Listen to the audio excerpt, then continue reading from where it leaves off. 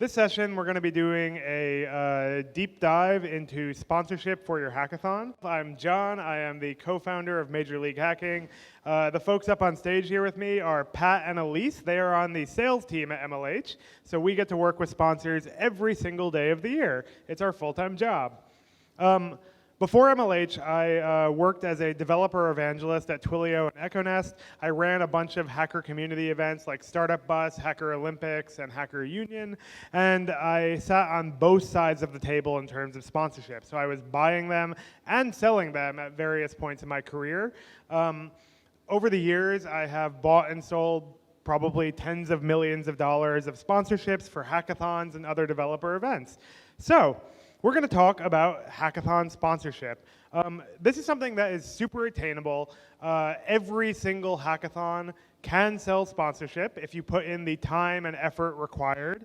It's not particularly easy, but it is something that you are 100% capable of, even if you've never done it before. I'm going to use this word a lot, so I want to define it right up front here. A prospect is a potential buyer or customer. We're going to talk about this in the context of sponsorship, but I want to define that so everyone's on the same page. Okay, so what are we going to cover? First, who are your sponsors and potential sponsors? Where do you find them? How to pitch them? Managing your sponsor process, and then we'll do some Q&A and talk about what struggles you all are experiencing. So to kick it off, let's start with the basics. Who are your sponsors? Sponsors are people, just like you and me. They tend to be people with a lot of money, and they tend to be people that are business people specifically. What I mean by this is you see all these sponsors here at Hackcon, you see all the sponsors at your hackathons. They're super friendly, they care about your community, they want to be there, they want to support what you're doing, but ultimately, they're responsible to their company, right? They're not just there as a friend of your event, as nice as that would be. They're there to get a return on investment for their employer. They need to be able to go back to their boss at the end of the day and say, hey, this is the value I got out of being part of this awesome community event. Companies definitely take into account how fun and nice and special the event is, but they really are looking for an ROI to justify that level of investment when you're talking thousands or tens of thousands of dollars. So there are three main types of sponsors that you tend to see at student hackathons. Obviously, most of you are going to be familiar with recruiters. You're going to be, I don't know what's going on over there, but it sounds like they are either terrified or having an amazing time. So you see recruiters, you see developer evangelists, and you see in-kind sponsors. For recruiters, they're obviously looking to recruit top talent and develop employer branding. When you're looking for these people, you're really looking for people who are developer, university recruiters, technical recruiters, or talent acquisition professionals. One pro tip that you'll use when you're looking for sponsors is play around with those titles. People use all different variations of every title, everything from campus to collegiate to university to student to whatever it is. You got to play around with it, get creative, because every company calls it a different things. When you're talking to recruiters and when they sponsor your event, they care about a couple of key metrics. They care about the number of applicants they get, they care about the number of hires they get, and they care about the hacker's perception of their brand. How cool do people think that company is? How much do they want to work there? For a lot of these companies, even getting one or two full-time hire makes the entire investment worth it. It can cost up to $5,000 or $10,000 per person to hire a developer. And so when they spend 10 grand on your event and hire one person, that justifies the entire cost. The second thing is developer evangelists.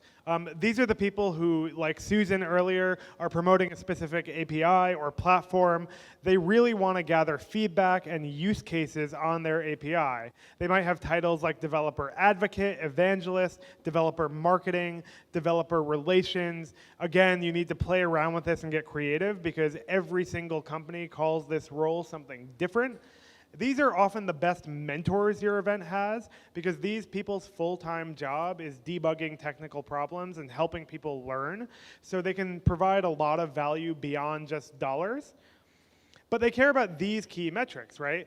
They want to know how many projects were submitted that use their API, how many people from your event signed up for their platform, and how much feedback did they get that they can take back to their company. If they get to sit down with a developer at your event, walk through the sign-up flow, and make one significant improvement, that can make the entire event worth it, right? Because that improves the experience for every single one of their customers. Some things they might care about doing at your event are giving a demo on stage like Susan did, or giving out API credit. So you have to keep that in mind when you're kind of pitching these people, and I'll talk about that more later. The last one is marketing. These tend to be people who care about brand awareness and brand perception. You'll see a lot of different titles here. This is the one that probably has the lowest dollar value for your event, but can provide a lot of services in addition to just money. This is everything from experiential marketing to college marketing to marketing managers. And they might give you discounts, right? They might offer you free cookies or discounted swag in exchange for putting their brand on your event. This is a really good way to engage local businesses around your school. They all ultimately care about the number of people at your event, the number of new customers they might get as a result of it, and the perception of their brand, right? How cool do people think Insomnia Cookies is?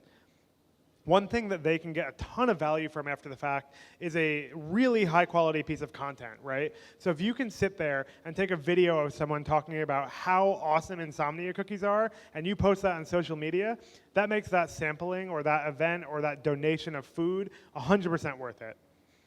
Okay, so we've covered the 3 types of sponsors. How do these people evaluate whether or not to give you their money? There's a couple of really common evaluation methods that companies use when they're looking at a hackathon or a developer conference. I'm going to talk through each of these real quick, but it's cost per attendee, attendee value, sponsor landscape, package value, and then the force. So the first one, cost per attendee. This is the bang for your buck argument, right? If you're spending X amount of dollars, how many people are you reaching? It's a super simple formula. Take the cost of the sponsorship package, divide it by how many people you have, that's your cost per attendee. At a random 1,000-person hackathon, that's what it would look like. You really want to optimize this. Generally, companies don't want to spend too much per person. So if you're selling a $20,000 sponsorship package at a 200-person event, and someone else is selling a $20,000 sponsorship package at a 1,000-person event, that's a pretty obvious reason for them to go for the bigger event because they get a better bang for their buck. The next thing you're really looking at is the attendee value. How difficult is this specific audience of people to reach? Student developers, luckily, are extremely hard to reach, right? When you're putting on these hacker events, that's often a company's only exposure to those people who participate in your hackathon. That allows you to command a premium on what you might charge. People will be willing to spend a lot more money per person at a hackathon than at a music festival because the people are so much more difficult to find. The next thing is the sponsor landscape. And what I mean by this is what's special about your event in particular, right? There are hundreds of hackathons even represented here at Hackcon. How do you differentiate when you talk to sponsors? Maybe yours is the cheapest event to sponsor. Maybe it's the biggest. Maybe it's the one that features a certain type of project, right? Maybe it's really hardware focused. Maybe you are a more diverse hackathon than most. Maybe you're catering to people in your local city. There's a lot of things you can use to differentiate yourself, but that factors into someone's equation because they need to be able to go back to their team and say, hey, I sponsored this event because X, Y, and Z, right? They can't just say, I added another hackathon to our sponsorship. There has to be a good reason. The next thing is package value. Are they getting their money's worth? This means that they have to be getting the perks that are valuable to them for the money they spend. So if you're a developer evangelist, right, you want that demo on stage. It doesn't matter if you spend $5,000 or $6,000 as long as you get that perk. And so you have to keep that in mind when you're dealing with pricing and how to structure your packages, and I'll talk more about how to build those later. And of course, the force, your gut feeling. Does this feel like an event I should be sponsoring? That involves someone's personal relationship to your team, their interactions with you, how well you communicate, what they've seen about you in the news or on social media. This is a super, super important factor, especially for student hackathons, because there's a huge amount of trust involved in giving a group of college students $10,000, right? Like imagine being on the other side of that if you've never organized a hackathon before. They're placing a ton of trust in you, and they're really using their gut feel to go back to their boss and say, this is a worthwhile investment and is going to be low risk for our company. Okay, so we've covered who your sponsors are. Next, we're going to talk about how you find them. Where do you actually get sponsors from? Raise your hand if you've ever used that list of sponsors that's floating around in Google Sheets somewhere. Okay, a bunch of you. Great. Don't use that anymore. I'm going to teach you a much better method because those people get contacted by every single hackathon in the world. In order to sell sponsorship for your hackathon, you're going to have to build a really big prospect list. I told you about prospects earlier, but the truth is that if you send 50 cold emails, you might get one sale out of that.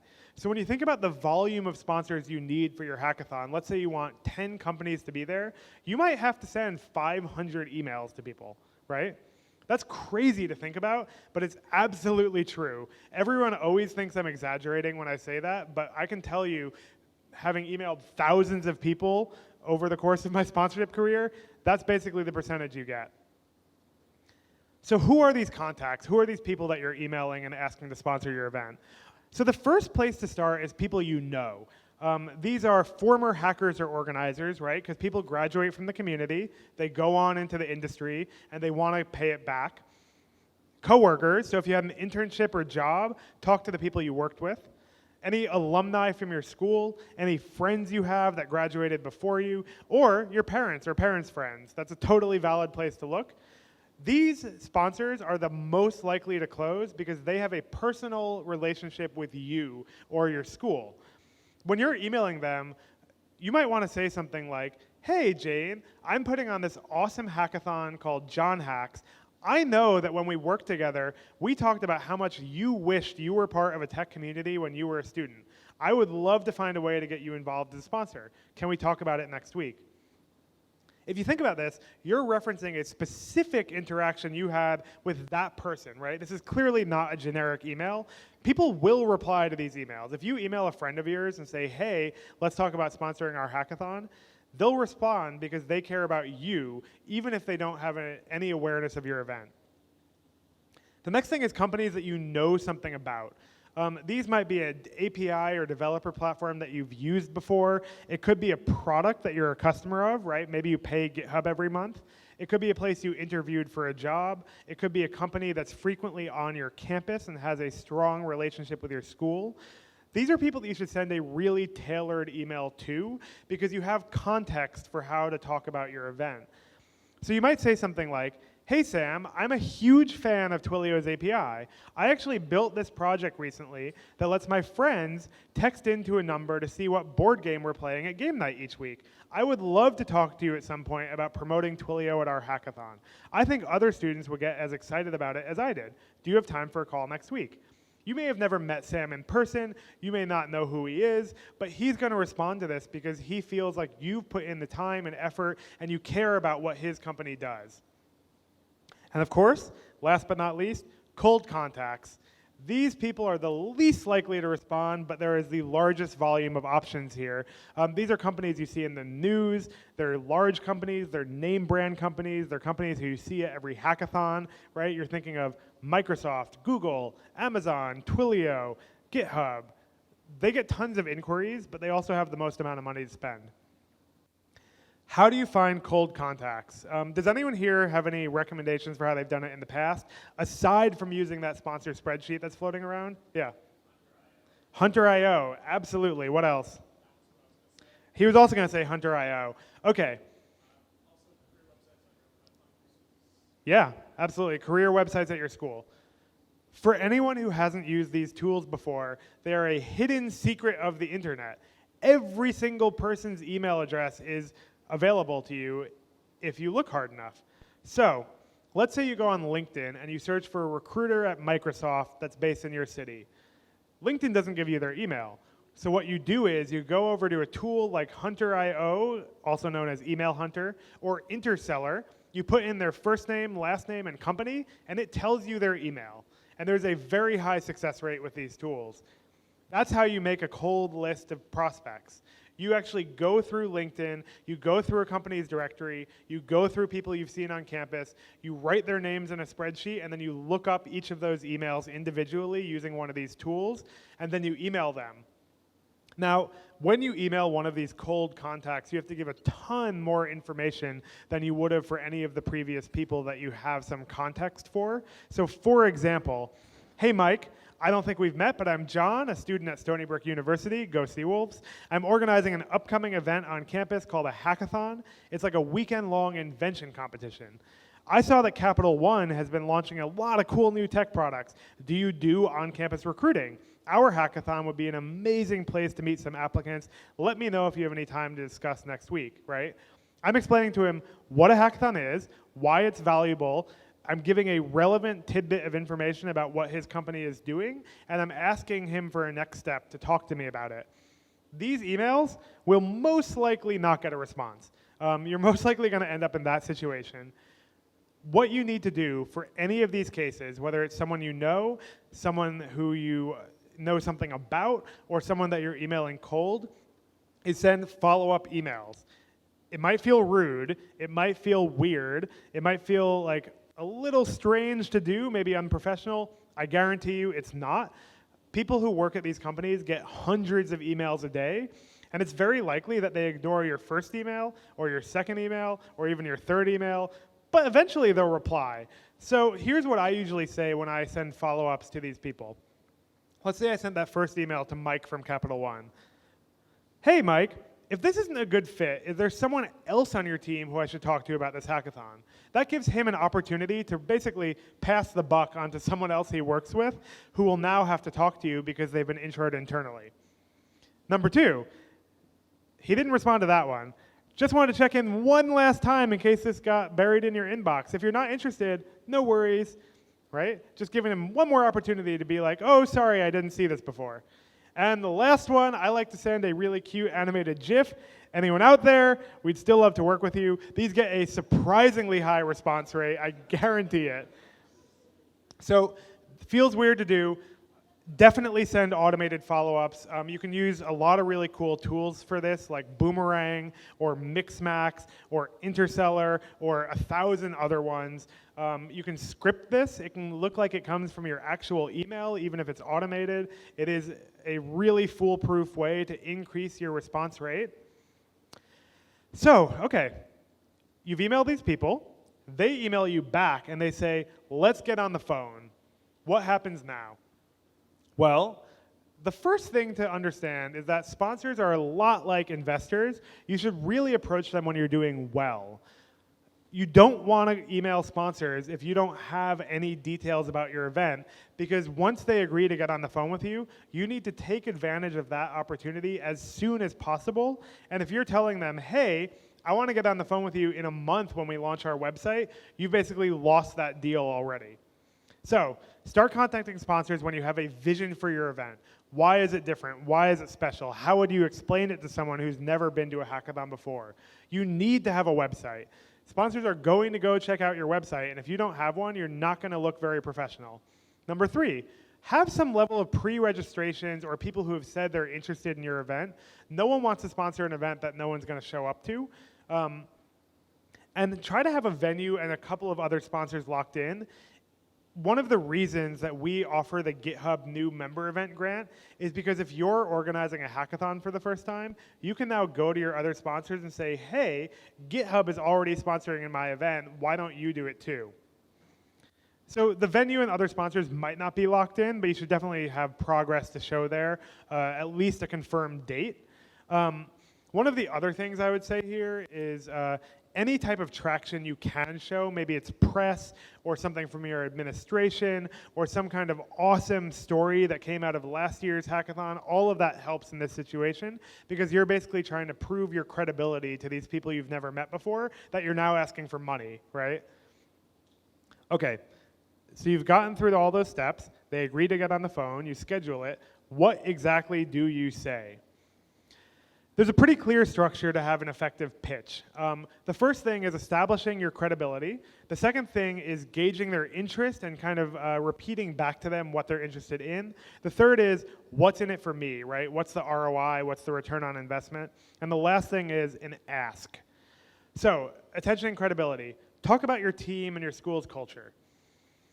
This is our first hackathon, but it's built on top of our amazingly successful Hacker Club. We have 100 people come to our club meetings every week, and this is the next logical step to building our hacker community, right? You're showing them that you have some credibility. You've been doing this for a while, even if you've never done your event before. You also want to show that you've given them your attention, right? You've invested some time into this. Find something about them that you can say to them on the phone. This might take you 5 minutes to research, right? Literally go to their company's website and see what the latest thing they posted is. I saw that you recently opened a new office in Newark. Do you know if any of your tech teams will be based there? That makes the sponsor feel like you really invested in spending the time with them on the phone.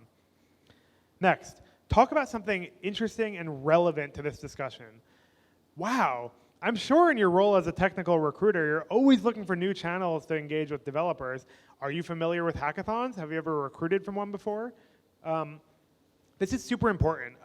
What I always tell people when I'm kind of doing sales trainings is listen to what they have to say and then literally repeat it back to them. They will not realize it, I guarantee you. You stand up there on the phone and you say, hey, what is your goal this year? And they say, I want to hire developers. Wow, hackathons are a really great place to hire developers. It never registers that that's exactly what they just said to you, but it feels really good to have their concerns and goals validated by your event.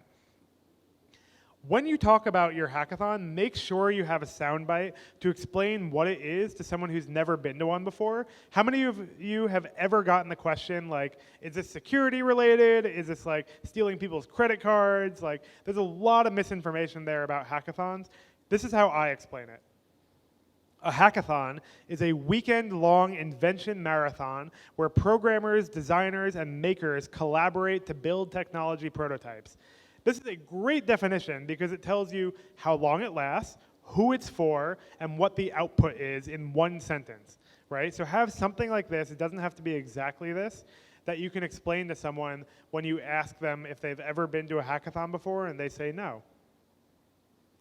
Next, what's in it for me? As I said, sponsors are business people. They're really friendly, they care about you, but they have to prove a ROI to their boss. Make it clear what they're going to get out of your event. Sponsoring an event like HackRU will allow your team to meet and engage with 800 student developers in New Jersey, most of whom are looking for jobs or internships. You're not promising them like, hey, you're going to hire 5 people out of my event. You're not telling them, hey, this is the best thing since sliced bread. You're just telling them, we have students who are looking for jobs. You're hiring students. That's a perfect fit, right? So you're giving them the ammo to take back and say to their boss, this is a great place to hire interns and new grads. And always end your calls with an ask. Is this something you would consider sponsoring? Will you add this to your budget? What are the next steps? This is the most important piece of the call and the thing that's the most awkward, right? Because you stand there talking to someone, giving them the really like feel-goody parts of your hackathon, and then you have to ask them for money. It feels strange. You have to do it. It's not an uncomfortable question for the sponsor. They get asked for money all the time. And so you need to just be willing to do it and be very explicit about what you want, right? You don't say, cool, like we'll follow up. You say, which package are you interested in? What's your budget? What are our next steps? Who is the decision maker? You need to give really, really clear-cut answers because they're not going to offer it up to you. And be prepared for them to come to you with objections. When they do, there's a couple of steps you need to go through to really get them through and turn this into a possible sale. The first thing is acknowledge their objection. Let them know that you understand where they're coming from. I know you haven't attended hackathons before. I get it. You're not alone. Other sponsors we work with told us that before HackRU, they had also never sponsored a hackathon. They only went to career fairs, but they didn't get enough people interested in their jobs. And then take what they said and actively disagree with it and offer a different perspective.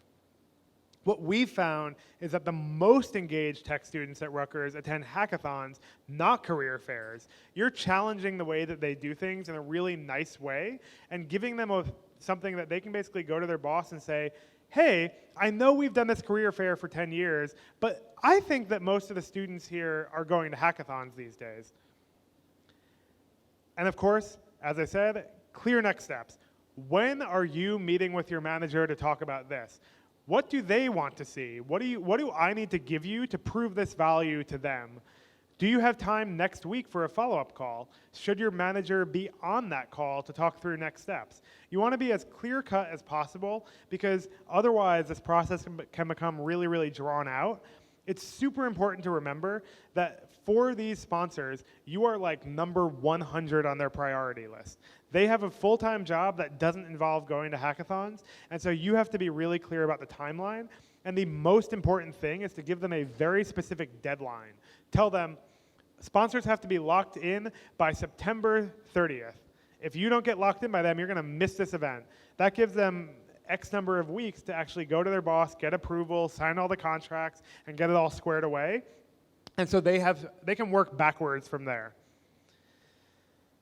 And of course, play on the fact that you are college students. Buying is a really emotional thing. People want to feel connected to your event. They want to feel like they're supporting something good. They want to feel like they are investing in a community that's growing and positive and doing good for the world. Play on that. You know, it's not dirty to talk to them about the feel-goody aspects of hackathons. That's part of why they're involved, right? That's part of the ROI is both showing that they can hire people or get developers on their platform, and also that this is a really positive use of the company's money. We find that for a lot of first-time hackathons, working with MLH is a really strong validation point for going to sponsors because we've pre-vetted you. Sponsors can sit up there and basically say, oh, we know that this hackathon is for students. We know that it's free. We know that they have a code of conduct. Like, we're de-risking it for them. And obviously, for first-time events, we also have programs like the GitHub grant that gives you some additional ammo to take back to them. And also sell your team and expertise. If you've been organizing a hacker club, if you've volunteered at other hackathons, if you've had internships at major companies, use that when you're talking about your credibility. So a couple of pro tips I want to end this section with. The people who handle the money and the people who negotiate the sponsorship are different people. When you talk to that recruiter on the phone, they're not the one who owns the budget. Their boss owns the budget, right? So remember that and make sure you ask the right questions and give them the right information to get approval. Recruiting budgets are extremely seasonal. It's way easier to get recruiters to come to your event in the fall than the spring. The other thing about this is that people want to spend their money most often at the end of a quarter. Are you all familiar with the idea of fiscal quarters? So basically every 3 months is a quarter, right? If you haven't seen that concept before. The way corporate budgets work at most companies is your budget is split into quarters. If you don't spend all of the money that your company has allocated for that quarter, next year when they're making your budget, they're not going to give you the same amount of money. They'll give you less money. So employees are incentivized to spend as much money as possible up to their budget. And so if you talk to someone in, what is it, like September, June, December, wow, I'm terrible, March, God, I can't even add. If you talk to people in the end of quarter months, they often have extra money that they just need to spend somewhere, and it might as well be your event. So keep that in mind when you're talking to them. And of course, always follow up with a great sponsorship prospectus. This is the info that they will take to their boss to repeat all of the information that you just told them over the phone. So, transitioning into sponsorship prospectuses. There are two types of prospectuses that we see pretty frequently. You can use one or both of these for your event. The first is a 1 to 2 page document. It typically has some info about your event, some sponsor packages, and some really basic like FAQs. The other one is a PowerPoint deck. This is longer, it's more in-depth. It might talk more about the vision for your event, past events, successes, failures. I find that for someone who is familiar with hackathons, a 1 to 2 pager is usually all they need. If it's a company that's never sponsored one before or never sponsored your event before, a longer deck can be super valuable to give them additional info. Your sponsor prospectus should always include these things. You would be amazed at how many events don't have this on there. The event name, the event date, the event location, how many people are coming, the website URL, and who to contact when you want to buy. Again, you would be super surprised at how many events don't have those basic things in their prospectus, but it is absolutely required. So, how do you decide what packages to put in that deck? We're going to talk about sponsorship tiers. While I'm taking a drink of water, how many packages does your event have? Just yell it out. 5. Yeah, how many tiers? Okay. Okay, I heard a lot of 5s. Well, the number one question I get asked is, how many tiers should I have? I say 3. You don't want to give someone decision paralysis. Have you ever been like out with your friends and you're like, where should we eat dinner? And someone pulls up Yelp and there's 100 options and you can't pick one? The same exact thing happens when buying sponsorships. If they have too many options, it makes it really difficult to decide between them. I like to have one reasonable tier, one moderate one, and one expensive one. The dollar values on each of those will be different for different sized events, but that's a really easy way to deal with it. Unless you have a really good reason to add more, it's probably not worth it. So how much do these tiers cost? Unfortunately, there's really not a good answer here. Look at your cost per attendee, look at your budget, and use your gut instinct. Do some research. A lot of hackathon sponsor prospectuses are available online. Peg yours against an event that has similar number of attendees but has more experience, right? Because they've probably had success if they've run their event before.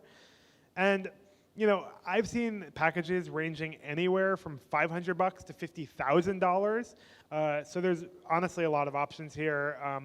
Generally, for like a 300-person event, you're looking at like $1,500, $5,000, $10,000, or something along those lines. What perks do you apply to each tier? So one of the things I realized pretty early on is that when you're evaluating these events, every single event is slightly different, right? One of you might have a dinner sponsored by Microsoft. The other one might have puppies sponsored by Microsoft. It doesn't matter. If you tell the sponsor that that thing is a super valuable piece of your event, they'll believe it, right? They're going to trust you on your word. And so you need to define what you think the most valuable engagements with attendees are. For a developer evangelist, it could be getting on stage. For a recruiter, it might be the resume book. For a marketer, it might be the ability to give out their products to all the hackers. Factor that in when you're making your pricing tiers. You want someone to decide which package to buy based on what is in it. If a developer evangelist sees a $1,000 package that doesn't include a demo and a $5,000 package that does include a demo, they'll probably go to their boss to ask for that money so that they get that piece that they're looking for. Same thing happens with resume dumps. When you give your sponsorship prospectus, always under-promise and over-deliver. This is a really common mistake. If you are doing a 500-person hackathon and it's your first time doing it, tell all your sponsors it's going to be 400 people, and then they'll be really excited when it's actually 500, rather than being disappointed if only 400 show up. It's always a good idea to set their expectations on the low to mid range rather than the high range. Don't sell them on the best case scenario for your event. Sell them on the worst case scenario, and then they'll be happy if you hit the best case scenario. Always be willing to negotiate. A sponsor prospectus is not written in stone. Those packages are super flexible. When someone comes to you and says, hey, I really only have $3,000 to spend, but I really want to be able to put my banner up on stage, it's up to you, right? Figure out if that's something you're willing to part with. Don't give away the keys to the castle. If someone comes in and says, I will give you $1,000 and I want to be the presenting sponsor of your event, it's okay to tell them no, because that's a negotiation tactic on the sponsor side. It's usually not a make or break thing. If they go to you and they ask for something extra on top of what you're already offering them, it's most likely that they just are trying and seeing what they can get. And if you say no to them, they'll probably still come back and sponsor your event. It's usually not the case where it's that or nothing. At that point, they've already gotten the approval from their boss. They're just nitpicking the details. Alrighty. I know we've covered a lot. The last piece here is probably the most important piece. It's how to manage your sponsorship process. So raise your hand if your sponsor process sounds something like this. You send someone an email, something happens, and you make a bunch of money. People are embarrassed to raise their hands, but I saw people laughing. I know that you do this. Are you kidding me? This is insane. You're dealing with tens of thousands of dollars or hundreds of thousands of dollars. You need to keep your records straight because it will allow you to be a lot more successful. The bare minimum for what you do here is a sponsor contact sheet. I know that in the discussion earlier, some of you were talking about CRMs and all this crazy software to keep track of this stuff. This is all you need to start out with. A spreadsheet, ideally a spreadsheet that's editable by multiple people like Google Sheets, with the company name, the contact name, their email, who from your team is talking to them, when you last reached out to them, and what the status of the deal is. That's all you need. Because then you can go through from time to time and look at the list and say, hey, I didn't email these people in 2 weeks. I should really follow up with them. You should start building this contact list using those tools I mentioned earlier, probably 3 to 6 months out from your event. So really, as soon as you have a website, as soon as you have a date, start building that list. A lot of these deals can take 3 to 6 months to close. Even if you're shooting for those end of quarter deadlines, let's say you want your deal to close for a January event, you probably need that sponsor on board by September or October, right? You need a lot of lead time for them to prepare. Have some kind of sponsor contract. This is another really common stumbling block. Sponsors will show up for your event and not necessarily remember what you promised them or what they bought. Having a contract avoids all ambiguity. It doesn't have to be super legalese. It doesn't have to be super in-depth. It could literally be a one-page document that says, here are the things that you get, here's how much you're paying. That's it. And you need someone to sign off on it or approve it or agree to it or something that just says they've read it and they understand what they're getting. This can help avoid a lot of confusion on the day of the event.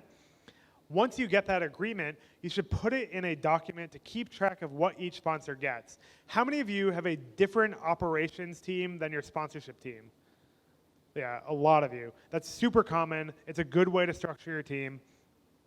You need to keep track of that info so they know what's going on. We use something called an obligation matrix. Basically, on the left side, you have a list of all of the different potential sponsor perks, right? Resumes, on-stage demo, ability to bring mentors, whatever it is. On the top, you have all the sponsor names, and you just check them off like a grid so that when your ops team or when someone else from your organization goes to double check what each sponsor is getting, they can see it all in one place and verify what's supposed to happen. Great. Okay, so you've closed the sponsor, you recorded what they're getting, now what happens? Communication. You should email them as soon as that sponsor contract is closed about how excited you are for them to be at your event, collect their logo, talk about what their promotion is going to be, and set their expectations for what the rest of this timeline looks like. A lot of people close that deal and the sponsor never hears from them again until the day of the event. That's super common. Don't do that. It sets a really bad taste in people's mouths. About 2 to 3 weeks before the event, you should follow up with them, find out who's actually coming, tell them again where to be, when, where to park, what time to show up, all of the details that someone could possibly want to know. I've sponsored a ton of events where I had to dig really, really deep into their websites to even find out where and when I was supposed to be, right? And you might be spending a lot of money, and that feels really bad to not know what's going on. Once the event's over, you want to follow up with your sponsors, especially if you plan on running another event. you want to send them survey data from your post-event survey. What did hackers think of them? Did people have any feedback for them? Did people feel good about using their API? Do they want to get in contact with them? That's all stuff you should collect in your post-event survey. If you want a great example of one, you'll get the Hackcon post-event survey tomorrow, and you can copy that. Send them a thank you note. It feels really, really nice, especially to get a actual handwritten note. Like, you have their address because they agreed to be a sponsor. Mail them a card that says, thank you so much for sponsoring our hackathon. They'll feel really good about that. And send them some kind of event recap. Even if it's just a link to your photos on Facebook and a list of, hey, here's how many projects we had, here's how many attendees we had, here were the winners. If you put that in an email, that's good.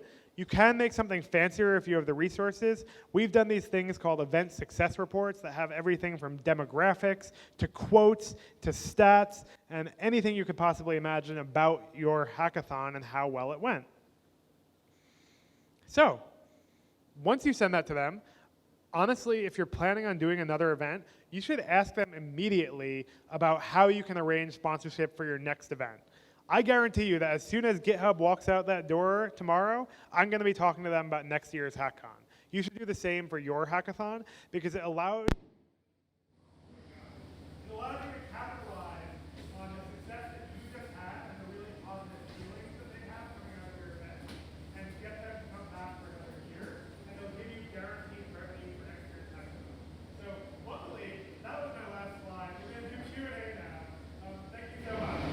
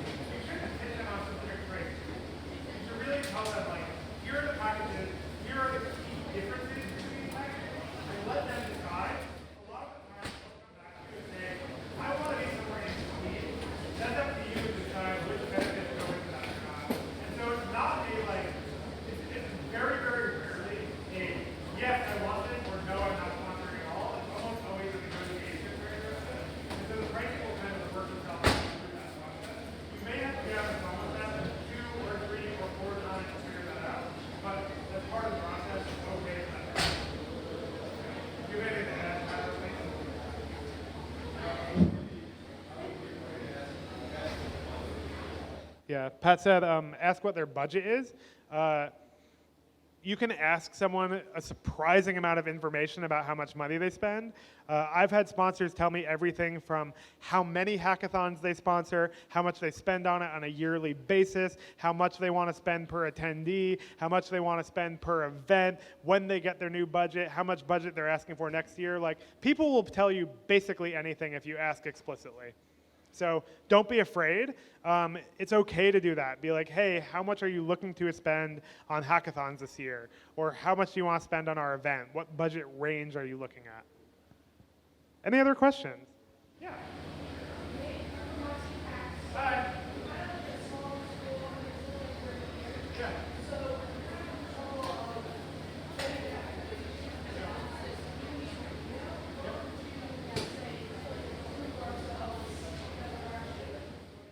Are you saying that you're having trouble getting people to respond to your email, or you're having trouble getting people to close once you get them on the phone?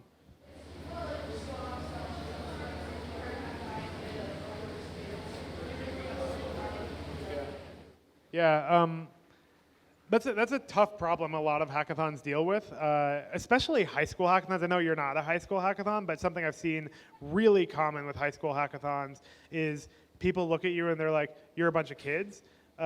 I think we all know that's bullshit. Sponsors may not know that's bullshit. There's a couple of things you can do. build credibility through the stories from your previous events. You've had 3 hackathons. Talk about who the people are that were at those events. Get a quote from one of your previous sponsors that talks about what an amazing experience they had. Sponsors are kind of like, I hate to say this, but they're kind of like lemmings a little bit, where they follow each other. Once you have one person who said, this is an amazing event to sponsor, it's 10 times easier to get your next person, because you go to them with that quote and say, so-and-so from Microsoft said that this was their favorite hackathon of the year, and then the other sponsors feel like it's pre-vetted by someone else. So basically, I would talk to whoever sponsored your previous events, even if they're just mentors, right? If they work for a company, get a quote from them and put their company name next to it. Talk to hackers, get quotes from your administrators, show how many projects have been built, any cool stories that came out of it. And honestly, if people still don't want to do it, they're probably the wrong people to talk to about sponsorship. You might just need to increase your volume of contacts. Yeah. What else?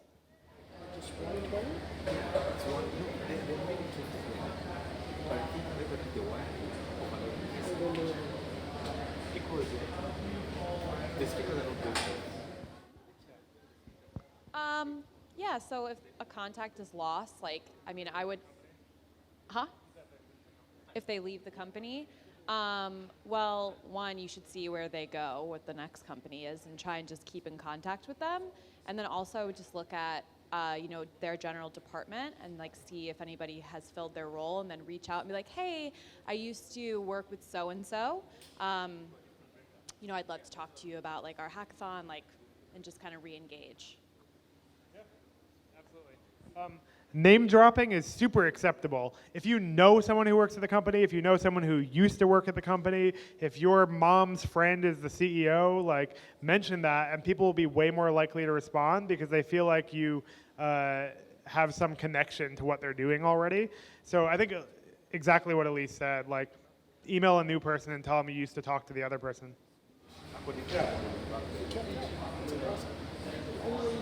Yeah.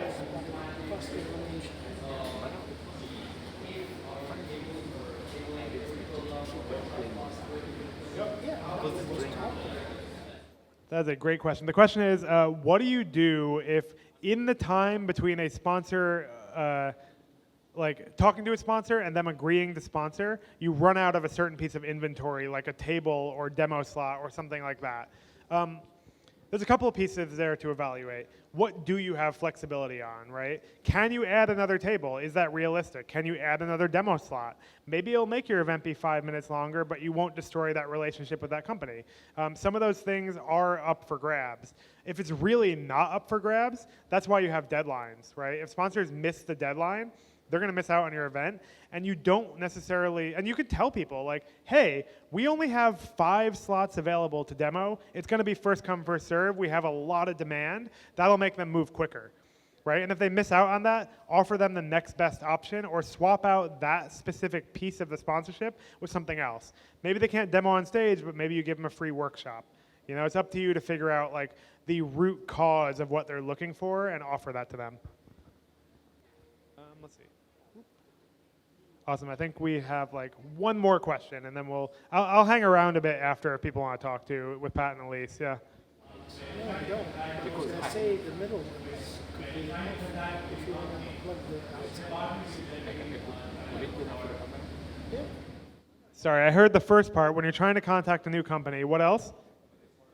Oh, what department? So that's why I mentioned the titles earlier. Look for specific job titles that people have. University recruiter, technical recruiter, developer evangelist, developer advocate, yeah. So for student hackathons, it's almost always recruiters or developer marketing people. Does anyone have any other types of sponsors that they've seen or gotten a lot of money from? Yeah. Yeah. What do you mean by that?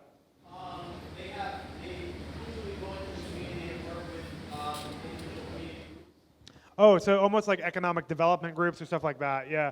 A lot of cities have that, especially if they're trying to build up a tech scene. You can often get money from your city government or your school through those methods. It's typically a little different from sponsorship, I think, right? It's more of going to them, building a partnership with them, getting some funding. but that's a really good option. What event are you from? Awesome. High school hackathon. Who else here is from high school hackathons? I know there's a couple of people. Okay, maybe no one in the audience. There's definitely, oh yeah, someone in back. Especially for high school hackathons, that's probably one of your best bets since recruiting is not as much of an option there. Cool, I think that's all the time we have. Thank you so much. Come find me or Pat or Elise at any point. We're happy to give you more advice about your sponsorship. I'll post these slides online and tweet them out a little later.